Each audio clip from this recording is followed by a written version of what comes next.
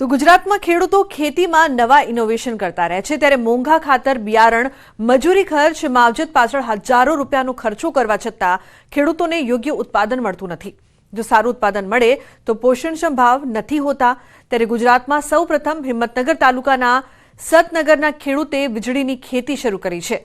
જમીનમાં solar plant નાખીને ખેડૂત કોઈ જોખમ, કોઈ મજૂરી કે અન્ય કોઈ ખર્ચ વિના માત્ર સ્માર્ટગીરીથી મહિને લાખો રૂપિયાની કમાણી કરી રહ્યા છે।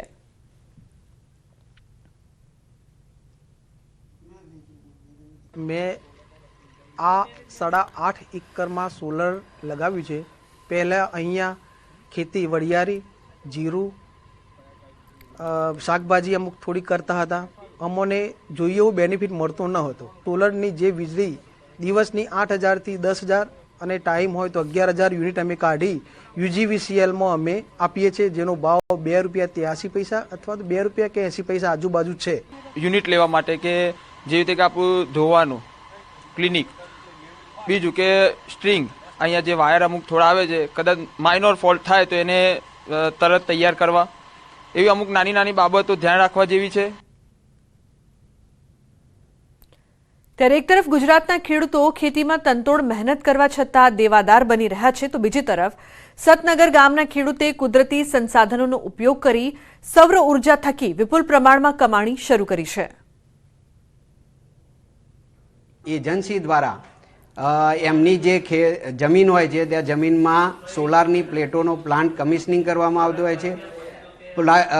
પ્લાન્ટ લાગી ગયા બાદ જરૂરી એનું અમે જોઈન્ટ ઇન્સ્પેક્શન કરતા આવીએ છીએ અને જરૂરી મંજૂરી બધી મેળવી લીધા બાદ તેનો પ્લાન્ટનું ચાલુ કરતા આવીએ છીએ। આમ ખેડૂતને પોતાની જમીનમાં જ્યાં સરકારની જે યોજના છે, જે યોજના અંતર્ગત તે પોતાના ખેતરમાં સોલારનો પ્લાન્ટ લગાવી અને ત્યાં વીજળીનું ઉત્પાદન કરી અને સરકારને જે યુજીવીસીએલમાં અમારા કંપનીને આપીને એનું બેનિફિટ મેળવતા હોય છે।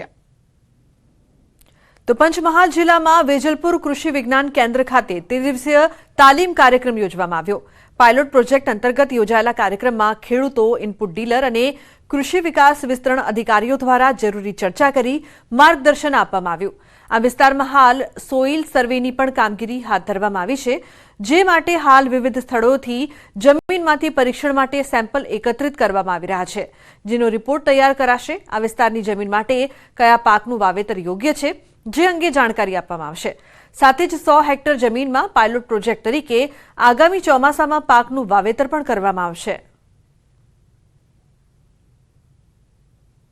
पॉलिसी के लिए भारत सरकार को भेज दिए जाएंगे, तो उसके आधार पे हम ये बता पाएंगे कि ये यहाँ की मिट्टी किस फसल विशेष के लिए उपयोगी है और किसके लिए उपयोगी नहीं है। सब जानते हैं कि जैसे इंडस्ट्रीज बहुत सारी बढ़ रही है, हाईवेज बहुत सारा बढ़ रहा है, इंफ्रास्ट्रक्चर बहुत सारा बढ़ रहा है और कृषि योग्य भूमि लगातार घटती जा रही है और पानी की कमी इसके साथ बहुत ही ज़्यादा तीव्र गति से पानी कम होता जा रहा है।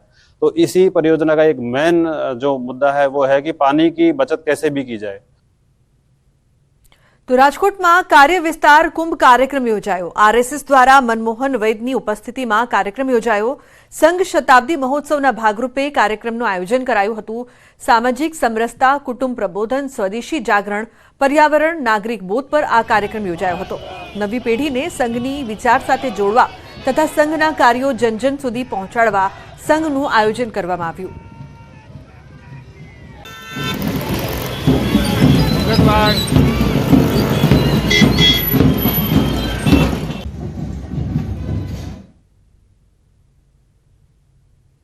સમાચાર